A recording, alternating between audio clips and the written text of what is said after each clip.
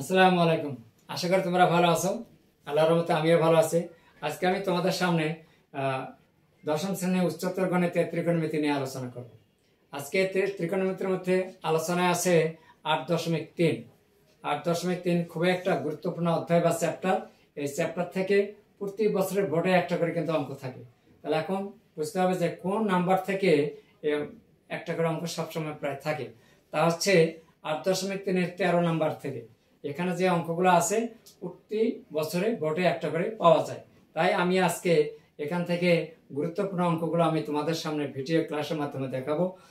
তো ততক্ষণে তোমরা ভিডিওটি না টেনে শুরু থেকে শেষ পর্যন্ত দেখতে থাকো।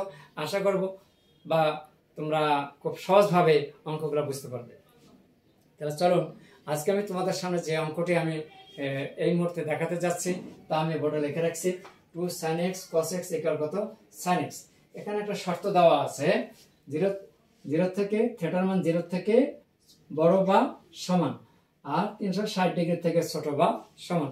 এই মান, এই রেঞ্জের মধ্যে, এই পরিধির মধ্যে যে মানগুলো আছে সেগুলো হচ্ছে আমাদের গ্রহণযোগ্য মান বা সমাধান। তাহলে চলো অঙ্কটি সমাধান করা যাক। তাহলে প্রথমে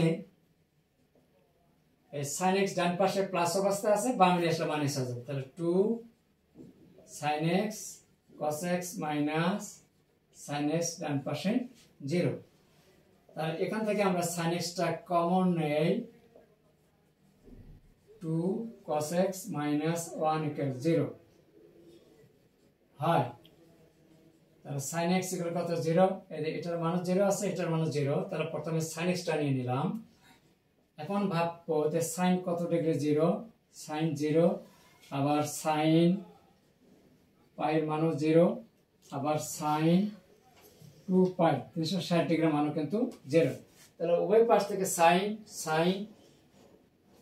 এখানে sin আর sin কাটা যাবে। তাহলে আমরা x এর মান পাবো, অতএব x = কত পাবো 0, আরেকটা কত পাবো পাই, আরেকটা কত পাবো 2 পাই। ঠিক আছে। এই আবার অথবা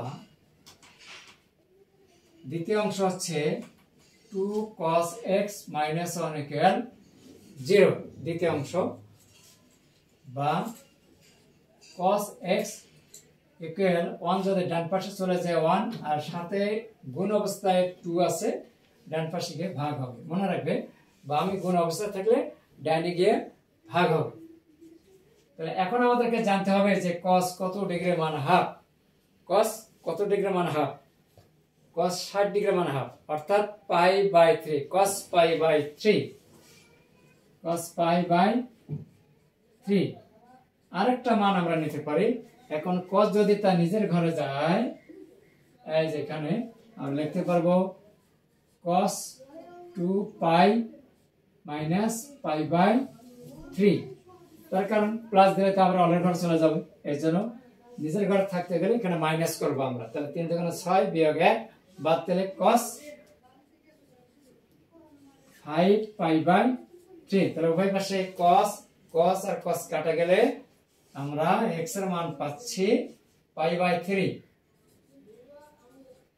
আরেকটা পাবো 5π/3, 5π/3।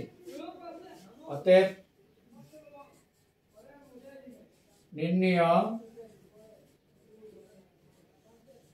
সমাধান x = 0, π,